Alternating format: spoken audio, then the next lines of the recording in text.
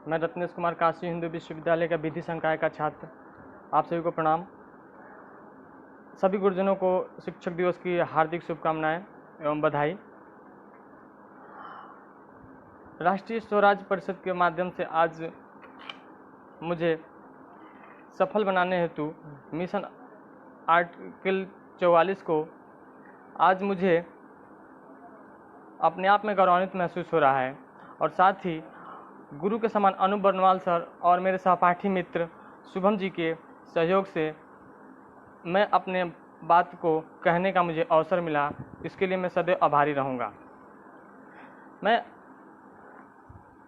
इस आज का जो हमारा आज का महत्वपूर्ण विषय यह है कि एक राष्ट्र एक सिविल कानून के लिए शुरू हो चुका हेतु हम तथा हमारे गुरुजन तथा मित्रों के द्वारा एक मिशन अनुच्छेद 44 के माध्यम से राष्ट्रीय स्वराज परिषद के बैनर तले इसमें हम लोग पूरी पुरजोर तरीके से लड़ाइयाँ कर चुके हैं और इसकी सफलता के लिए हम मेहनत भी करते रहेंगे। हम सबसे पहले बात करते हैं कि हमारा संविधान 1950 में लागू हुआ और 1951 में सबसे पहले यूनिफॉर्म सिविल कोड के लेकर विवाद शुरू हुआ। 1951 में हिंदू कोड बिल के नाम से तत्कालीन प्रधानमंत्री पंडित जवाहरलाल नेहरू ने इस बात को रखा, जिसका पुरजोर तरीके से विरोध हमारे बाबा साहब डॉक्टर भीमराव अम्बेडकर ने किया और उसी वक्त उन्होंने अपने कानून मंत्री से इस्तीफा भी दे दिया, क्योंकि हमारे संविधान निर्माताओं ने आर्टिकल 44 में समान नागरिक संहिता को शामिल किया और उसे लागू करने का प्रावधान भी इसी में किया। इसके बाद भी समान नागरिक संहिता का एक अवसर था पंडित जवाहरलाल नेहरू के पास, लेकिन उसको नीति निर्माताओं ने इसे अवसर को खो दिया। और इसके साथ क्या हुआ कि 1951 में ही इस बात को लेकर तत्कालीन राष्ट्रपति डॉक्टर राजेंद्र प्रसाद और तत्कालीन प्रधानमंत्री पंडित जवाहरलाल नेहरू के बीच भी वैचारिक मतभेद भी रहा। दोनों में वैचारिक मतभेद के कारण भी था यही, हमारे राष्ट्रपति डॉक्टर राजेंद्र प्रसाद का मानना था कि मान लेते हैं कि यह कोड बिल आपने एक समुदाय के लिए रखा है, तो सबसे बड़ी बात है कि एक समुदाय के लिए क्यों रखा गया, और अगर रखा भी गया है तो अगर एक समुदाय को केवल आप लाभकारी बना रहे हैं तो दूसरे समुदाय को लाभकारी क्यों नहीं, ये सवाल उठा। और उन्होंने यहाँ तक ये कह दिया कि आप अपने नीति निर्माताओं से यह कानून विधेयक पास कर दे रहे हैं, तो हम इस पर हस्ताक्षर करने से उन्होंने मना कर दिया। 51 का सत्र चला, यहाँ तक ये बात उन्होंने 14 सितंबर 1951 को पत्र लिखकर पंडित जवाहरलाल नेहरू से कहा। इसके बाद 52 में जब लोकसभा का चुनाव हुआ, लोकसभा के चुनाव में पंडित जवाहरलाल नेहरू ने प्रॉमिस किया कि अगर हमारी सरकार बनती है तो हम हिंदू कोड बिल लाएंगे, और पंडित जवाहरलाल नेहरू को इसके लिए प्रचंड बहुमत मिला। और 52 में प्रचंड बहुमत सरकार आई। उसके बाद 55 में इन्होंने हिंदू कोड बिल बनाया। हिंदू कोड बिल में अब देखिए बात करते हैं, इसमें सबसे बड़ी बात यह है कि हिंदू में हमारा जैन हुआ, बौद्ध हुआ और सिख, ये मतलब ये धर्म भी आते हैं। और दूसरी बात है कि अलग अलग संप्रदाय के लोग भी आते हैं, जैसे लिंगायत हुआ, वैष्णव हुए, शैख हुए इत्यादि। अनेक विचारधारा और अनेक धर्मों के होने के साथ साथ हिंदू कोड बिल उन्होंने आपने लागू कर दिया। अब इतने लोगों के लिए मतलब जो हमारे सिख हुए, जैन हुए और बौद्धिस्ट हुए और हिंदू हुए, इसके साथ जो अलग अलग संप्रदाय के लोग हुए, इनके लिए तो एक समान नागरिक संहिता लागू हो गया। फिर हमारे ईसाई और हमारे मुस्लिम जो समुदाय के हैं उनके लिए क्यों नहीं। दूसरी बात है कि मान लीजिए हम भारतीय हैं, हम एक समान, हम भारत के हैं, तो हम भारतीयों के लिए एक लागू क्यों नहीं किया गया। एक अवसर उन्होंने सबसे बड़ी किया। अब देखिए हम आपको हिंदू में जो कोड बिल बना, हिंदू कोड बिल में Hindu marriage act, Hindu succession act, Hindu adoption act और हिंदू मेंटेनेंस एक्ट। लेकिन इसके बाद दोनों को अगर हम तुलना करते हैं तो दोनों तुलना में हमको बहुत ही डिफरेंट देखने को। हमारे जो मुस्लिम लॉ है, मुस्लिम लॉ बना, उसके बाद वो मुस्लिम जो हमारे मुस्लिम समुदाय के लोग हैं वो अपने शरीयत के हिसाब से चलने लगे। उसके बाद हमारे जो प्राचीन जो नियम थे, प्राचीन जो नियम बना हुआ था उसमें स्मृतियों के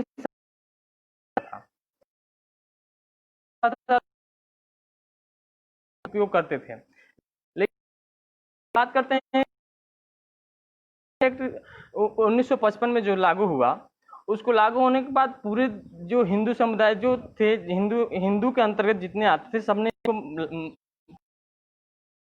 लेकिन इसके बाद बात आई कि मान लीजिए हिंदू मैरिज एक्ट में हिंदू की शादी होती थी, विवाह होता था, उसमें क्या करता था, एक प्रावधान हुआ था उसमें एक प्रावधानित किया गया है और उसमें एज को लेकर एज बताया गया है, उसमें क्या क्या शर्तें इसको लगा गया। लेकिन मुस्लिम विधि में इसको कोई ऐसा, उसमें मुस्लिम विधि में एक सिविल कॉन्ट्रैक्ट की बात कही गई है, जिसमें दो विटनेस होते हैं और दो पक्षकार होते हैं, और दोनों पक्षकार होने के कारण उसमें सिविल कॉन्ट्रैक्ट और एक मेहर की जो राशि तय की जाती है वो प्रतिफल के रूप में हो जाती है। अब ये बात हम जब मेंटेनेंस में भी आती है तो प्रतिफल की वही बात की जाती है।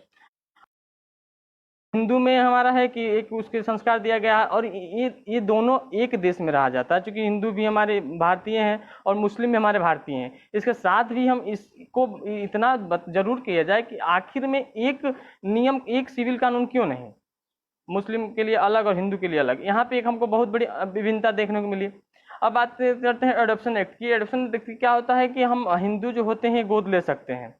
गोद लेने पर कब लेंगे, किससे लेंगे, किन किन परिस्थितियों में लिया जा सकता है, कौन दे सकता है, मतलब जो जिससे गोद लिया जा सकता है उसकी एज में क्या पड़ा, इसका भी एक प्रावधान किया गया है हिंदू हिंदू हिंदू कोड बिल में। लेकिन मुस्लिम में गोद लेने की कोई प्रावधान नहीं है, ऐसा क्यों? तीसरी बात में हम करते हैं सब्सेशन एक्ट की, इसमें मान लीजिए उत्तराधिकार की बात की गई। उत्तराधिकार की बात में हम करते हैं कि जब हमने देखा कि जो हमारा उत्तराधिकारी होता है, जो हमारी संपत्ति के बंटवारे में होती है, एक पैतृक संपत्ति और अर्जित संपत्ति। जो हम अर्जित किए जाते हैं उसको हम किसी भी दे सकते हैं, इसके कोई वो नहीं है किसी को। लेकिन जो हमारी पैतृक संपत्ति होती है, उस पैतृक संपत्ति में हमारे पुत्र और पुत्री दोनों का अधिकार ये किया गया है। यहाँ तक कि इस अमेंडमेंट 2005 में हिंदू कोड बिल में अमेंडमेंट करके इसमें पुत्रियों का अधिकार को भी बताया गया है। और यहाँ तक कि अगर पिता की मृत्यु 2005 के पहले भी हुई है तो उस पुत्री को भी पैतृक संपत्ति में अधिकार है। इतना ही नहीं, अभी तत्कालीन 10 से 15 दिन के बीच में हमारे सुप्रीम कोर्ट का एक निर्णय है, जिसमें विनीता शर्मा बनाम राकेश शर्मा का, जिसमें ये कहा गया है कि पुत्रियों का भी अधिकार है पैतृक संपत्ति में। लेकिन मुस्लिम महिलाओं के साथ इतना बड़ा अन्याय हुआ, इतना बड़ा उनको शोषित और वंचित रखा गया है उनके अधिकारों से, ऐसा क्यों?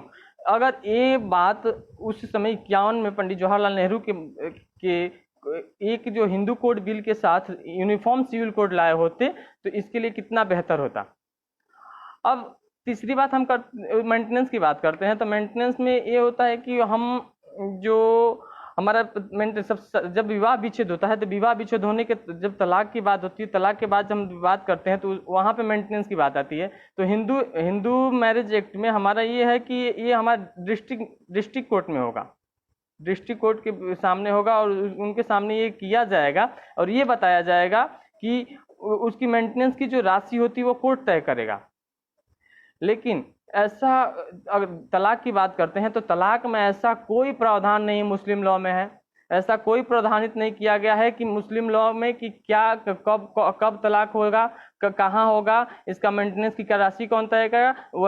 वही राशि जो हम मैरिज एक्ट में बताया कि अगर मेहर की जो राशि होती है, अब मेहर की राशि बहुत तय की जाएगी तो 5 से 10 हज़ार रुपये गई। अब ये बताइए 5 से 10 हज़ार में किसी महिला का मतलब पूरा जीवन कैसे चल सकता है, सबसे बड़ा सवाल है। और यहाँ इतने बड़े समस्या को देखते हुए भी हमारे सामान्य नागरिक संहिता को लागू न किया जाना हमारे सरकार की ईमानदारियां की खामियां दिखती है। सरकार ने कभी भी इच्छा शक्ति अपनी नहीं दिखाई है, इतनी बड़ी समस्याएं भी देखने को मिला हुआ है। तीसरी बात हम करते हैं आपसे कि जो मेंटेनेंस में है हमारे इद्दत पीरियड को रखा गया। इद्दत पीरियड में 3 महीने के 90 दिन की बात करी जाती है। 90 दिनों की बात में हम ये करते हैं कि मान लीजिए कि किसी मुस्लिम महिला का विवाह विच्छेद हुआ है। मुस्लिम महिला का विवाह विच्छेद होने के बाद 3 महीने का उसको टाइम दिया गया है। 3 महीने का टाइम दिया गया है। और बताइए किसी भी पति द्वारा 3 महीने का उसको अगर रख दिया गया है तो 3 महीने में और 3 महीने के बाद उसका कहाँ हो गया। यहाँ तक कि अगर मान लीजिए किसी दूसरे पुरुष से शादी करती है तो उस पुरुष के साथ में उसकी भी अधिकारों में उसका कोई ऐसा प्रावधान नहीं है कि वहां जाकर उसको मतलब इतना यहाँ ये मिल सकता है वो मिल सकता है। वहां भी उसको वही जो पहले था वही अभी भी रह रहा है। तीसरी बात को हम आपको एक और बात करते हैं कि हमारा जो मुस्लिम एक्ट में ये कोर्ट में होगा और यहाँ पे आर्थिक बेसिस पे होती है। कहीं कहीं ऐसे केस देखने को मिला है कि अगर मान लीजिए महिला जो होती है, महिला अगर पुरुष की अपेक्षा आर्थिक स्थिति बेहतर है तो वो मेंटेनेंस की राशि पुरुष को देगी। हम इतनी बड़ी विविधता चलती आ रही है, इतनी बड़ी विविधता चलती आ रही है, फिर भी हमारे देश में यूनिफॉर्म सिविल कोड लागू क्यों नहीं किया गया, सबसे बड़ा सवाल है। हम एक और आपसे उदाहरण के जिक्र करेंगे। जो साबानो का मामला आया था, साबानो का मामला 1985 में हुआ। ये सीनियर एडवोकेट थे। उन्होंने 62 साल की उम्र में अपने औरत को 62 साल की औरत को तलाक दे दिया जाता है। तलाक देने के उपरांत ये होता है कि उन्हें डिस्ट्रिक्ट कोर्ट से लेकर सुप्रीम कोर्ट तक लड़ाइयाँ लड़ी। उस उम्र में डिस्ट्रिक्ट कोर्ट से लेकर सुप्रीम कोर्ट तक लड़ाई लड़ने में उसके साथ क्या उसकी मेंटलिटी क्या घटनाएं घटी होंगी वह उसके ऊपर छोड़ी। देखिए कितना बड़ा अन्याय हुआ हमारे मुस्लिम महिलाओं के साथ। जब 1985 में 86 में इसका मतलब 85 में निर्णय दिया गया, सुप्रीम कोर्ट ने यह निर्णय दिया कि हाँ उसको 180 रुपया, करीब 180 रुपया मतलब मंथली दिया गया, मंथली मेंटेनेंस की राशि दी गई। लेकिन मेंटेनेंस का कोई जिक्र मुस्लिम लॉ में और शरीयत में नहीं है। और सीआरपीसी की धारा 125 के अंतर्गत 180 रुपये करीब मेंटेनेंस की राशि तय किया गया। इसके बाद मुस्लिम कट्टरपंथियों द्वारा, काजियों के द्वारा, राजीव गांधी की सरकार, हमारे पूर्व प्रधानमंत्री स्वर्गीय राजीव गांधी की सरकार थी, और उस विरोध के कारण सुप्रीम कोर्ट के फैसला को अनदेखा करना पड़ा। और उस समय मुस्लिम महिला अधिनियम उन्होंने 1986 में पारित किया। उस समय भी हमारे पास और एक अवसर मिला था। उस समय भी हम समान नागरिक संहिता को लागू कर सकते थे। और उस समय लागू करने के बाद हमारे मुस्लिम महिलाओं को जो अधिकार से वंचित किया गया या उन का शोषण किया, उनसे भी बचाया जा सकता था। लेकिन इसके बाद भी उन्होंने, राजीव गांधी ने ऐसा कोई कदम नहीं उठाया।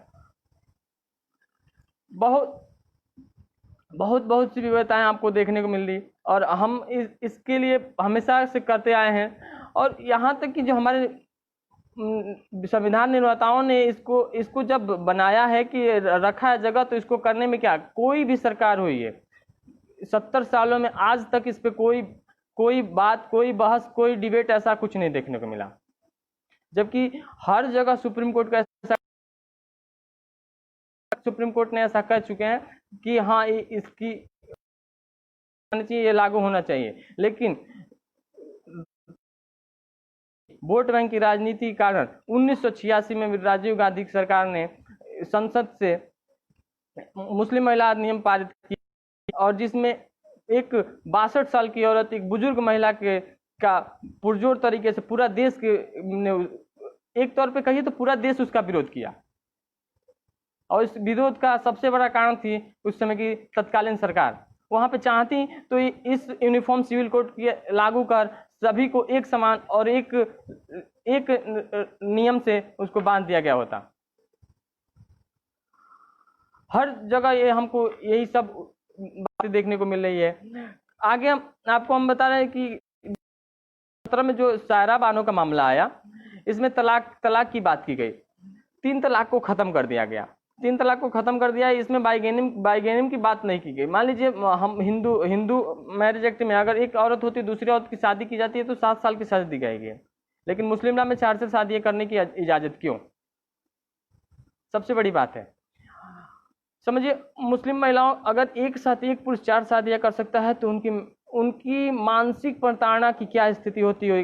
अगर आपके अंदर थोड़ी सी भी अगर महसूस करने की क्षमता होगी तो आप इस बात को थोड़ा सा कर सकते हैं। थोड़ा सा भी आप अंदाज़ा लगा सकते हैं कि 1 साल 4 साल बीवियों के साथ रहता हुआ तो उन चारों के साथ क्या स्थितियाँ हैं। उसके बाद और हम आपको ये बता सकते हैं कि मान लीजिए हमारा जो लॉ है, हिंदू लॉ बना, इसको सब ने लागू किया। उस समय क्या हुआ कि हम ये जानते हैं कि हम यूनिफॉर्म सिविल कोड के आने से सभी को एकता अखंडता को समाप्त हो, एकता और अखंडता हमारा देश विकसित करेगा, और साथ ही मुस्लिम महिलाओं का सबसे बड़ा उद्धार हमारे कहने का मतलब है। ऐसा है, ऐसा होगा।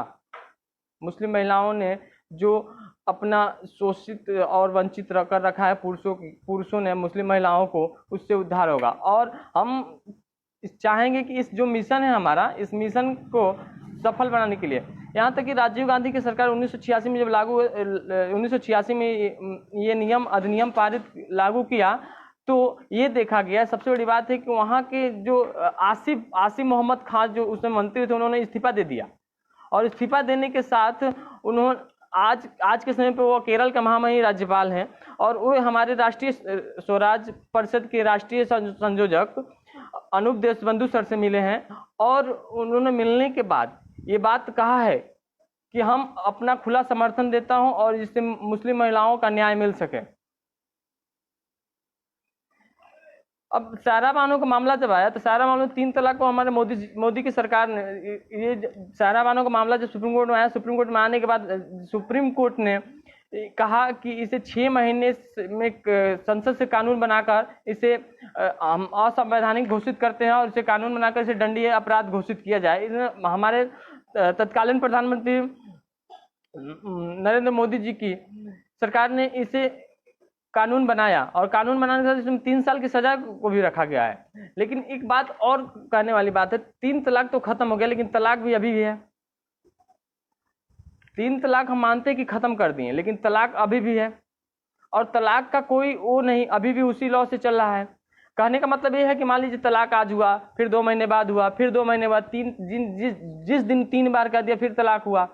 अगर किसी कारण मान लीजिए हम तुलना करते हैं अपने हिंदू लॉ से, तो उसमें भी तलाक की प्रावधान दिए गए हैं, लेकिन उसमें होता है कि हाँ, फिर वही पति पत्नी अपने चाहे तो वो शादियाँ कर सकते हैं, आज़ादी से रह सकते हैं। लेकिन इसके साथ मुस्लिम लॉ में बहुत बड़ा मुस्लिम महिलाओं के साथ अन्याय बनाया गया है। जो ये अब देखिए, मान लीजिए तलाक जब दे दिया, तो अब उसको फिर अगर उन लोगों को एक साथ रहने का मन हुआ तो निकाह हलाल से गुजरना पड़ता है, जो कि बहुत बड़ा ही अन्याय है मुस्लिम महिलाओं के साथ। और ये मान लीजिए कि जो हमारा निकाह हलाल में क्या होगा कि वो फिर किसी दूसरे व्यक्ति से शादी करेगी, और यहाँ तक कि शादी ही नहीं, शादी की बात तो अलग बात है, शादी ही नहीं, उसे फिजिकल रिलेशनशिप से भी गुजरना पड़ता है।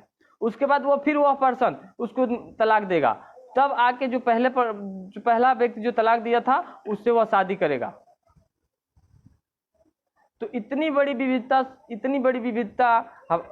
जो हमारी देश में है, इसे खत्म करना क्यों आवश्यक नहीं है। और इसे